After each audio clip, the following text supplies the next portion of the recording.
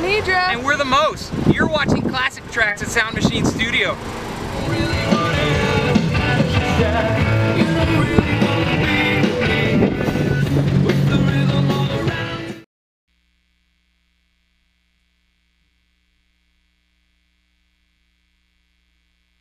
One, two, dude.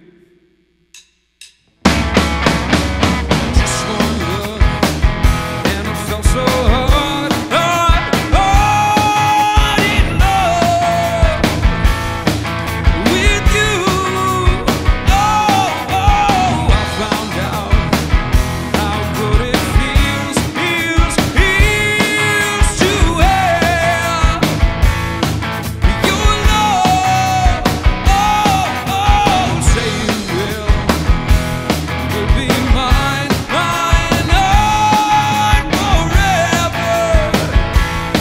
In no ways, just one look, and I knew that you were my only one. I thought I was dreaming, but I was wrong. Yeah. Baby, I'm gonna keep on scheming till I can make you mine. So you see, I really care without you. I'm nothing. Just one look, and I know I'll get you someday. Just one look, that's all it took. Just one look, that's all it took. Just one look, that's all it took. Just one look.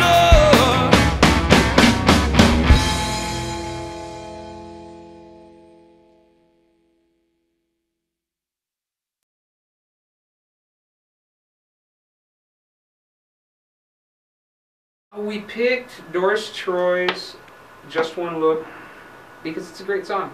It's literally a classic. I really admire soul singers and just that whole era and that mood, that feeling. And I figured we could turn this one into a good The Most song, a good song that could be interpreted.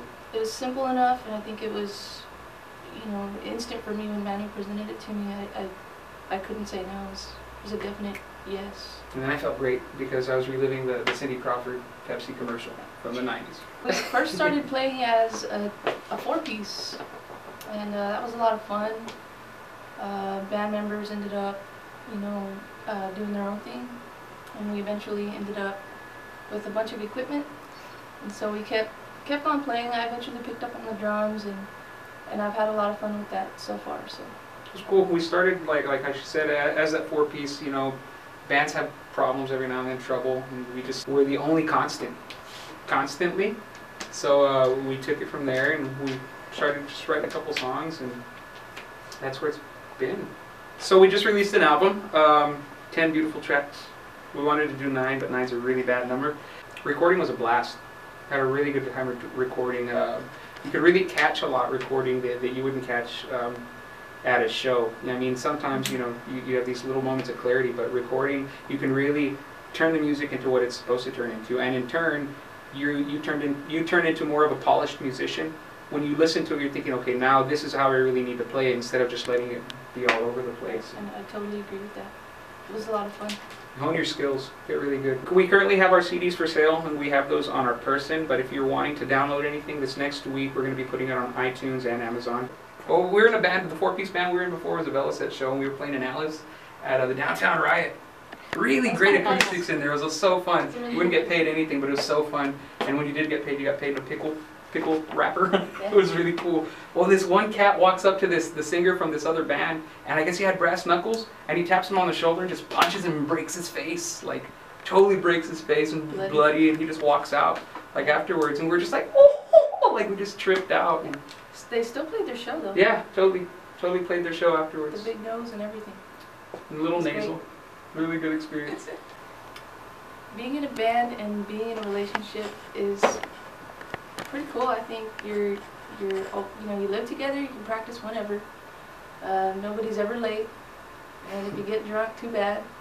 So it's a lot of fun. It is a lot of It's fun. really convenient. And we've gotten to the point to where instead of rehearsing constantly like we did when we were in a 4-piece, we kind of feel it more now, and it just comes out. So we just do that because she already knows what's going on or what I'm thinking, and I have an idea what she's doing because since she used to play guitar, a lot of her style comes from accents that she would do guitar-wise on her set. So it's really cool. I like it a lot. I really thought I wasn't. I didn't, but Yeah, it works out. Works out really well.